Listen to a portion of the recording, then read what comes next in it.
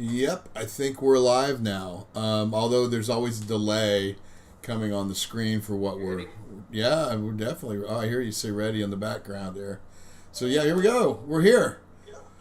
Welcome to the Stay Horde. Let's see who's chat. Say you're here in chat. Who's here? Who's welcome? Who's here? It's I'm here. I'm gonna say I'm here. Here. Keith, are you there? I don't see Dunkelza is here. I mean, are you here? Because I don't see you saying it in chat.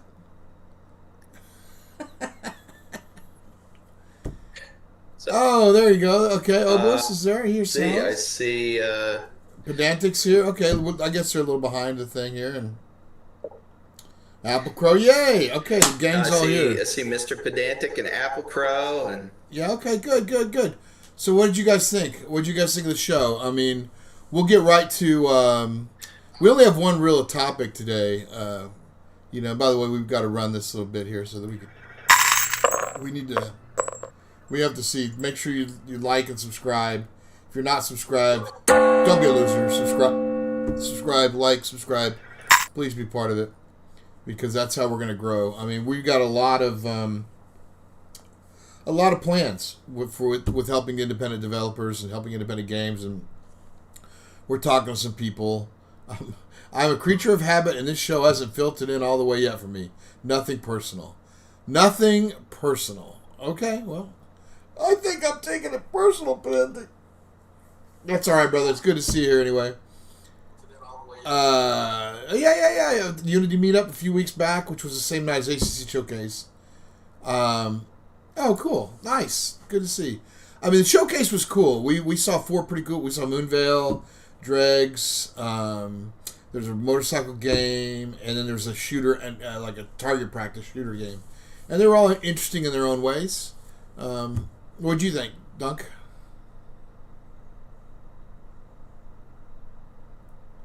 Dunk, can you hear me? I think I just talked a lot and didn't say.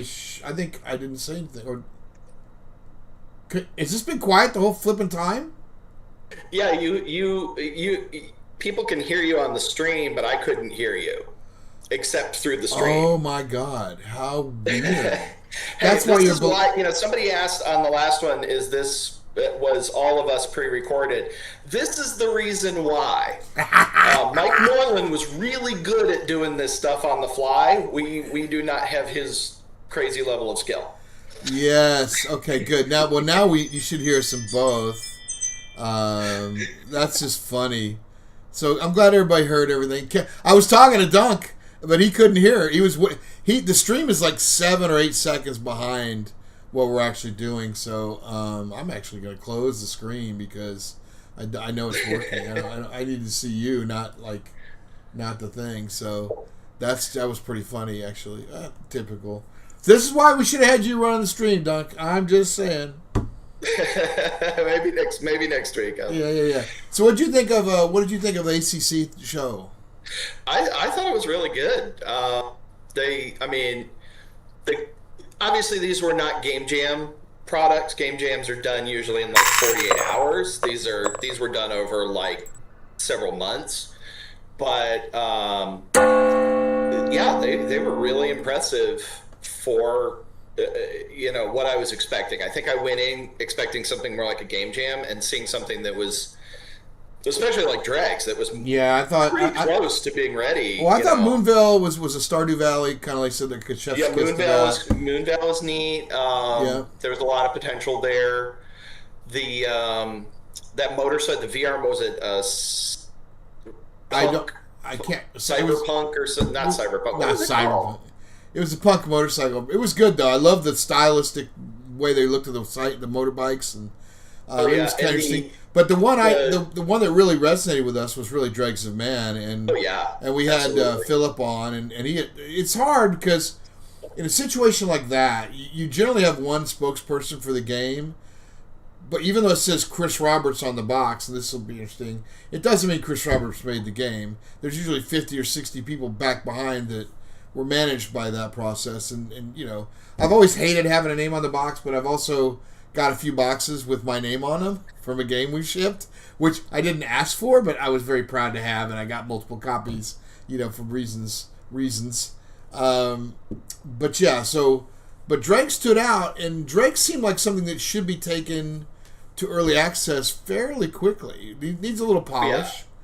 I mean, all of them I think had potential, but Dregs was much further along in that process. And it fits into kind of the games we play. Honestly, it was tower defense, zombie, first person shooter. Just lots of different genres melded together, but which created a gameplay flow of pressure, and that's really hard to do. And I think they got it right out of the box.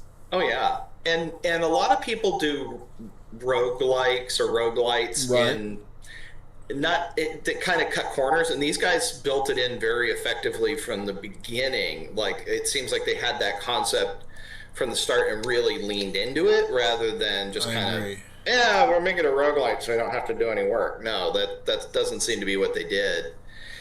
And Apple Crow here is like, what? Games are made by teams? Oh yeah, he's right. And it seems like Sam Pumpadile McCollum is on that team. Yeah, the artwork stood out. It's very together. Everything looks very steampunky, kind of, old school, but in a good way. And that is a big deal. Audio is very clearly not coming through YouTube. That's fine. Is that all right? Can you hear me?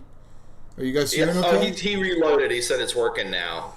Okay. Yeah. There's, we don't have a lot of Discord backgrounds, by the way. We should totally. I think we should totally invest in Nitro so we can put our games up here on the Discord. Yeah, we can put some fun in the background there. Yeah. It'd be fun. Autocratia, and apparently that's well, listen. I think Apple. I think what's happening is, and this is why we're doing the show. And we actually had another talk with another group that's kind of competing with us, but not the show wise, but like in what their ultimate goal is which is helping people find audiences and helping them publish their products. And so we have a lot of disparate pieces out here. All these companies trying to do the same thing. We need to find a way to gather them under one umbrella. Just bring them under one tent, and then our voices magnify, and then people have to actually listen to it. Sam went to Ringling College of Art and Design in Sarasota. Maybe we should reach out to Sam and get him on as a media creator. Or something. We can bring Sam on. Well, if we're gonna we've got a longer talk coming up with Philip. I mean, we've got some designs we'd like to work with. If depending on what his team wants to do, we really would like to help him publish that product.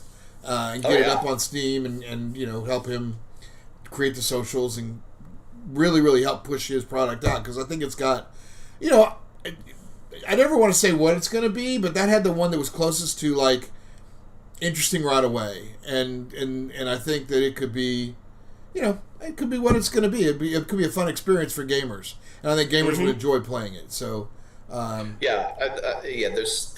so much opportunity right there for something it's fun now, and it can be even more fun fairly quickly. Well, so I know you've seen this, but I want to put this up on the screen.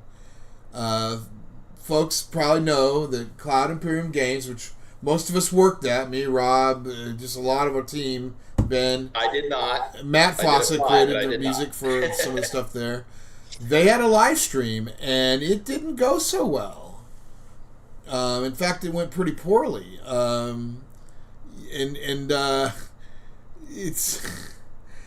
wanted to talk about that a little bit. Clearly, there were certain things we did when I was there to make sure that we had all the stuff we showed on time. There were times that didn't happen. I can recall PAX East, where Chris was adamant that we get every little last thing in, and so he's up on stage while we're supposed to be going live, trying to download the thing from LA over a shitty internet, and we were about an hour late in getting stuff out. And I also remember at Gamescom running around the very first show, loading the goddamn hangar up on all the things as the doors are opening. It was like, it's always been too close to the edge, I think. Star System is buggy, and that's Mr. Pedantic said that's right. And I think that was the point. They were trying to show this Orson thing where it was coming up, and they have staging areas, like they have the main PU that I think it's called, Matt, you would know this, I'm surprised you're not up here talking about it, the PTU or whatever. They have a group of people that play it and test it. The test system, test group. and that's who was streaming. But they were complaining about their own experience, and then I guess the what's the guy's name? Disco Lando was like, well, we need to shut this off because it clearly wasn't going well. So that happens. I think that it's kind of a balance. People want to know how the sausage is made, right? There's Matt coming in here. People ask to be there. They want to see what's going on, and that's what happens. That's what's going on when you're testing stuff. Yeah. It's Mizar just said, Star Citizen's buggy? I'm shocked. But yeah, I think that's a balancing act. And, I mean, we went through it on Descendant, too, on Descent Underground, where it's really important as an indie studio to show progress and show what you're working on, show people what's coming up. Right. You've got to, you can't just, as an indie studio, generally just kind of spit something out there and expect people to pay attention because there's so much competing. You've got to build anticipation. Yeah, build anticipation for cool stuff coming, Oh, yeah. You want me in, by the way? I'm sorry. But, yeah, you can come in. Yeah, all right. Hey. But yeah, just he stole my background. Figuring out that balance between what to show when, so that you're not showing stuff that makes you look too bad. And if you do accidentally show something bad, you need to have that commitment to you own it. You say, okay, and this is what we're doing to fix it, and that kind of thing, and you have a good laugh at it and move on. So I'm just going to give a little advice. This is what we would do if we were in charge of the world of Star Citizen. I would take that video that we looked like bad, and I would cut it up and make it funny. Put some Benny Hill music under it. Make it like our bad and really lean into the fact that we flipped up, right? And just say, we know it. It didn't go as well as we want. This is game development. We'll do better. And then I would show them another clip of it actually going better. Here it is working and it's coming to you soon. Our bad. We're sorry. But you got to be able to laugh because sometimes in game development when you're showing how the sausage is made, that's just what's going to happen. And you had asked me what... Did you answer the question? Because there's a delay, and now that I'm talking in real time, it's called the Public Test Universe. That's what the... PTU.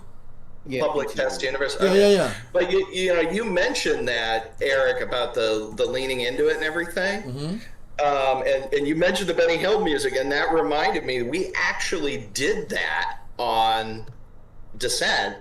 We had a engine update that broke the entire weapon system.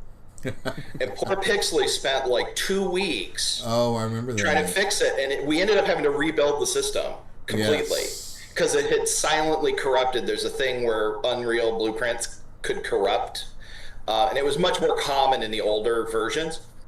So we made a funny little video, or actually Pixley, Tyler Pixley had recorded himself working on it. Yep. And we took that and sped it up and added an underscore of the Benny Hill music and stuff, and it was a fun. I put a link in the chat. Yeah, it's you've got to be able to have fun. You got to be able to laugh at yourself, and I think that's something that not everybody's good at. Not everybody does. And I do think Apple Crow made a really good point. He said that he thinks some people already had their knives out and they just use any sort of screw up and it magnifies. And that is true. The truth is they're going to get that until they ship something that is complete. I mean, I think they've shipped. They do ship. They've shipped. I think they put a lot of their efforts into the Squadron 42 and have left a smaller team making the PU stuff. And I think that's... it's obvious that whenever Squadron 42 comes out and they can shift people back, or if this is happening, then they can get some better stuff out there. But, I mean, the original plan, which I wrote or was part of, was Squadron 42 first with 3 star systems. And that was it. And then we're going to spend the rest of our lives adding new systems. That was the original plan. I didn't know it was 3. Didn't remember that. Okay. Do what? I didn't remember being only 3 systems, but yeah, I guess for that campaign. Well, we wouldn't tell you that. I'm telling you what went on behind the scenes, Matt. See, I was just a backer. I was not an employee. But that was the plan. That was our original plan. Squadron 40. And Chris, when he went up on stage in October, so I waded into Facebook this week for whatever flipping reason, and people were saying Squadron 42 was never announced until 5 million stretch goal. And I'm like, well, that's bullshit. It was announced the very first day. It was going to be part of it. And so they put the stretch goal up on screen, and it said, there was 5 million, but it said Squadron 42 as a point, and then what we're going to do to Squadron 42 under it. We're taking missions up to 50. We're adding celebrity voice actors. That was part of the stretch goal for what Squadron 42 was going to get as an upgrade. Not that we were announcing Squadron 42. And people actually argue with me about it. I'm like, well, okay, hold on. Yeah, that was crazy. I was in the room. I wrote a lot of this stuff. So, that's not when it was announced. So. And I'll back you up on the announcement thing, because I remember... Well, just all you got to do is Google it. That it was just Squadron 42, and the persistent universe was supposed to come later. After you leave the military. After you retire. That's right. That's right. That's right, yeah. And then you play as a civilian veteran in the PU. Yep. And that's how that works. Well, it's not only that. We had it. There was supposed... I don't know where the story is now, and I haven't played Squadron 42 to this level. But one of the things we were kicking around back in the day was that the reason we're going to introduce the PU in Squadron 42 was that you would have some leave, something the American aircraft carriers don't get. Yeah. And during that leave, you would go to these planets and mess around and do some PU stuff, and then you're called back while the war's going on. And so it's like, that was our way of introducing it. I don't know what, I think David Haddock is still there writing. I don't know what they're doing now. Yeah, but. Sorry, Apple Crow said, Wingman, you might have been in the room, but my feelings were in the rumor. You were in the rumor? Yeah. That's Facebook right there for you. Yeah, the feelings part is funny, because it's like, I had 2 or 3 people legitimately telling me what it was, and they go, you're just bullshit. You weren't a founder. And I'm like, what?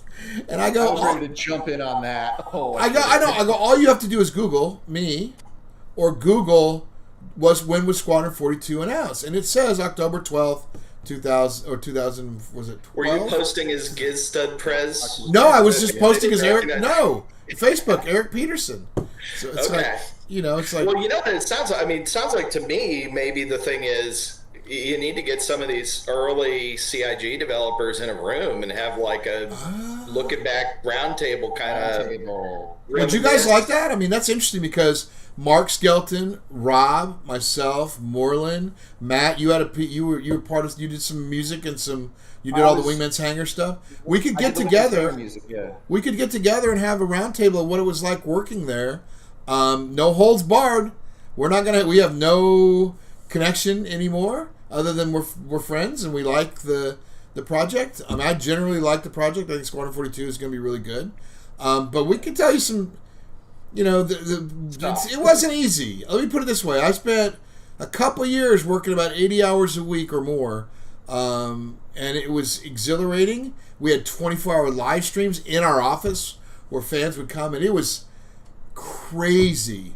Never been done before, but it was also, I should write a damn book. The closest thing I can tell you to the whole early days was a Mythic Quest on Apple TV.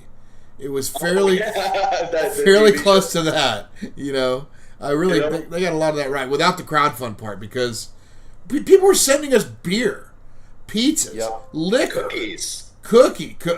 I had a 6-foot gummy worm, It was nuts. It was a great time to be a developer, because most developers are really making games just for themselves.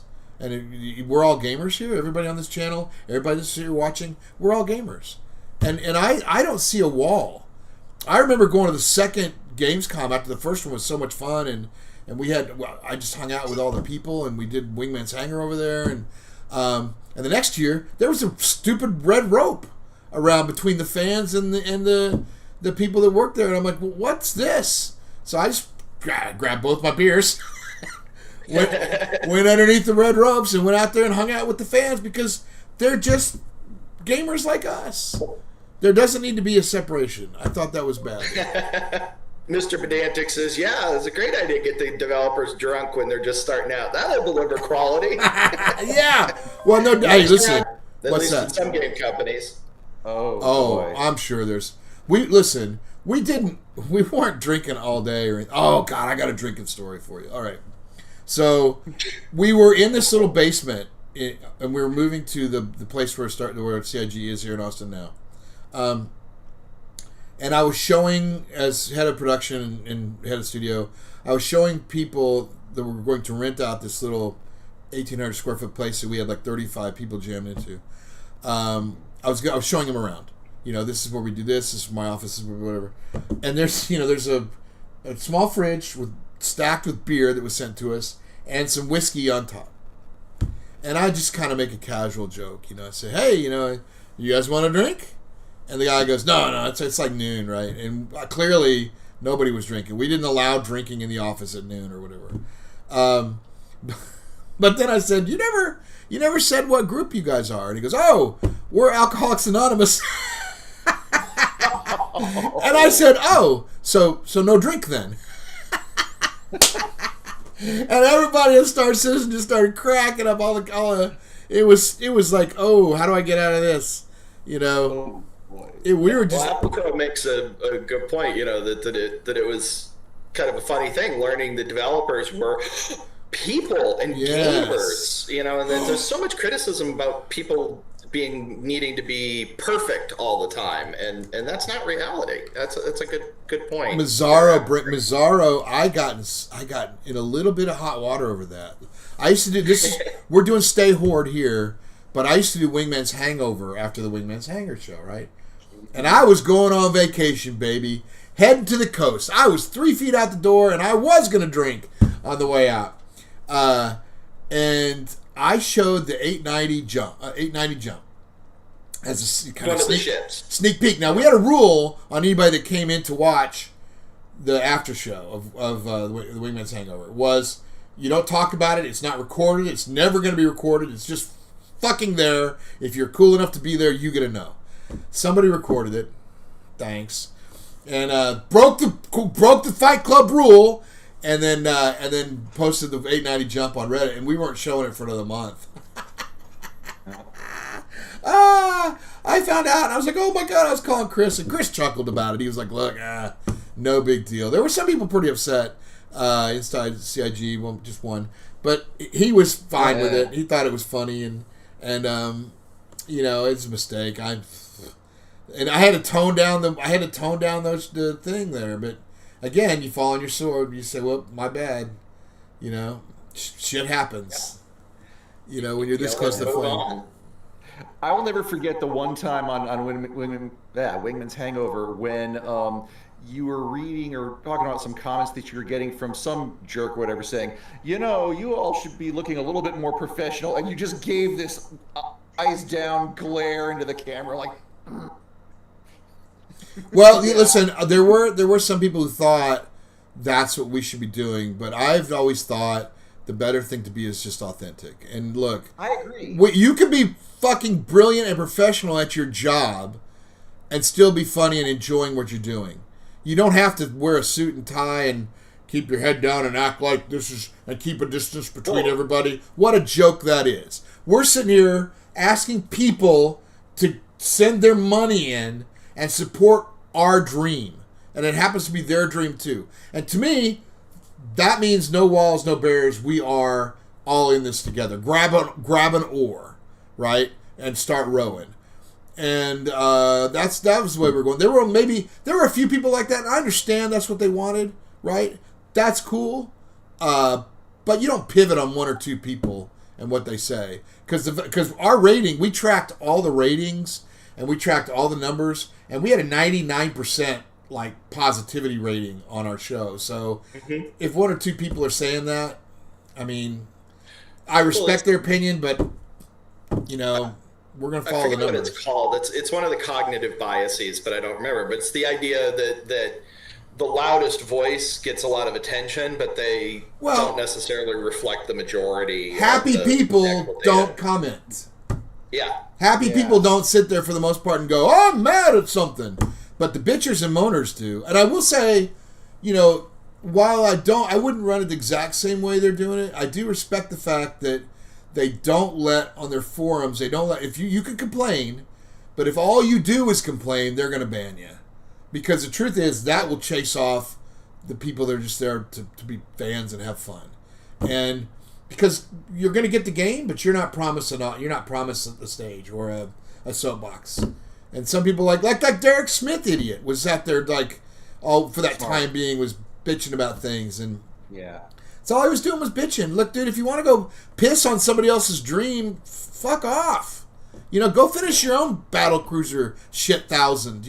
Before you start. I had actually bought that game in the store. Back when there were like electronics boutiques and those kind of things. I had bought Derek Smart's game, and his game wasn't a bad idea. It's just that it was a great idea. He wrote a letter to us at Origin and said he was going to sue us for stealing, sue Chris for stealing some of his ideas and his game wasn't even out yet. Right. It's like, man, come on, dude. It's like, I don't know. There's people out. Look, the fact is, we all have ideas on how to do things, and other people can have the same idea. You're not unique. Right. There are lots of things out there. Yeah, ideas are a dime a dozen. It's the execution. Yeah, that's the thing. Yeah. So I do think that this is kind of firing on some neurons I hadn't thought about in a while. So I do think that we should have a round table and really dig into some of this stuff and have some fun with it. Talk about what it was like. I have some of the. I'm sure I still have it somewhere. The original name of Star System was called Space Traders, and I was working on the document with Chris, and this is like 2011, 2012. Actually, before that, we were doing this thing called Blinked. Me and Chris and Bruce McMillan, and it was going to be taking Road Rash, Wing Commander, Desert Combat, and we're going to bring back some remaster or bring back some EA stuff. And we were traveling around the world trying to find funding for it. And this is before Kickstarter started and before the self-funding happened. And you certainly can't argue. I mean, I kind of joke that I'm the #1 crowdfunder in the world because I can always take credit for Star Citizen, and then I have Descendant as well, the Descent, so I'll always be 600,000 more than Chris. Yes. So Wingman's Hangar was responsible for bringing in like at least 20 million in the early days. It cannot be denied that Wingman's Hangar was the engine that brought literal millions into the Star Citizen project. That is fact. It brought credibility. And this was Chris's idea because we did a 24-hour live stream. Mm-hmm. And we did a Lighthouse Productions, I think. They were going out of business. They let us use their office. And I got bored sitting around. It was me, Chris, Sandy, Swafford, Galloway, Ben, Michael Nightingale, who was a fan, who was helping us out, and I think that might be all of us. And we're on this so long ago. It was on Ustream, right? This is before Twitch. And so I got bored with listening to all these guys talking. I'm going to start my own channel. So I went out into the main area and I started my own channel where I'm just talking to people directly. And then I started raising. I go, you guys need to time me. Chairs. How fast can I get my chair from where I am to the? And we were like running back and forth, and then Sandy came and got to be a parrot on my shoulder, which was super fun. And we had no idea what was going to happen there. We didn't know that this was going to blow up like it did. It's a streaming. I mean. Yeah. Well, and then after that, Chris said you need to do a weekly show, and I said, dude, I cannot manage the development process and do a weekly show. And he goes, yeah, you can. So I did. That's the 80 plus hours a week for 2 years or 3 years or whatever. So it was fun. Wingman's Hangar was fun. I think it's kind of like Firefly. I think we might have ended it a little too early. But that's okay. I think we had more to say. But I think the direction of the marketing and voice they wanted was more towards the people who wanted to be more professional, right? Some of those audience members. So, but then they did voice in the room syndrome again. Well, they did their round the verse. What I was disappointed in, and I want to talk to Ben about this, is around the verse. They took the production values we'd built up over the few years and they crashed them. Around the verse was pretty poorly constructed at first. Then it's got to be much better. It didn't have to be. They could have built upon what we had, but whatever. It still worked, and they're still going now. And I could take responsibility for Disco Lando. I mean, we used to put him on the show because he was funny. Oh yeah, he did those little shorts. Yeah, and we protected him. He sent in one. He sent in one that was glaringly negative about certain people, and we would not air it because we liked having his content on the show. So yeah, it was pretty bad.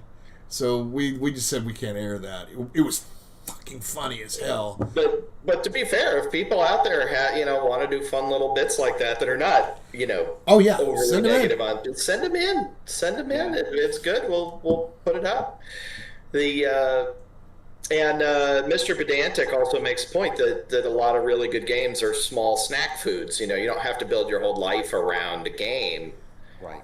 For it to be good. And that's actually, I think, kind of what we're focusing on here is a lot of these smaller titles that are good or have the potential to be good, rather than trying to all one game all the time. It's a new frontier. Yeah, I'm getting pinged. I don't mean to end this here, but I am getting pinged. I'm heading to the coast for the weekend. I've got a friend whose marriage is on the rocks, and he just wants to talk and have some steaks, and I'm going to go that way. Are you going to show us a new ship? Because you said the 890 jump, you were headed to the coast. Yeah, I'm going to a different coast. This time I'm not going to get in trouble because I would just have to spank myself, I guess, I can't even reach back there. Can't even reach back there anymore, Don't ask. Thank you, all of you, for not asking about Wingman's weight. That's appreciated. But, send it in on the forums, though, Oh, have they? Damn it. If they ask that question, I might have to answer it. All right. Listen, I wanted to just say thanks to everybody for coming along with this ride, having fun. Listen, Pedantic, we do too. You worry about those devs replaced by layoffs? Well, listen, that's us. You want to go right back into big... No, I don't think so. I think a lot of those devs are now going into independent games, which is why we're here. Completely why we're here. But I think his point is that a lot of them don't know how to go small. And so part of what we're doing is trying to show it is possible, but we need to work together and support each other. That's right, and that's kind of what we're doing. How to sometime. Yep. Mm-hmm. Yeah, maybe we should start doing some how-to videos. That's an interesting thought. Toby's good at those. He loves that. So. Oh yeah. And we got to get Toby's game on. We got to get Toby's Buzzwords game on. Yeah, it's a good game. All right, look, I'm going to bail out. We're going to shut it down here. Thanks, guys, for watching. We love you all. Help us spread the word. We got to grow this sucker. Grow this sucker. And we'll see you guys all next week. Peace. Stay horde. Stay horde. Stay horde.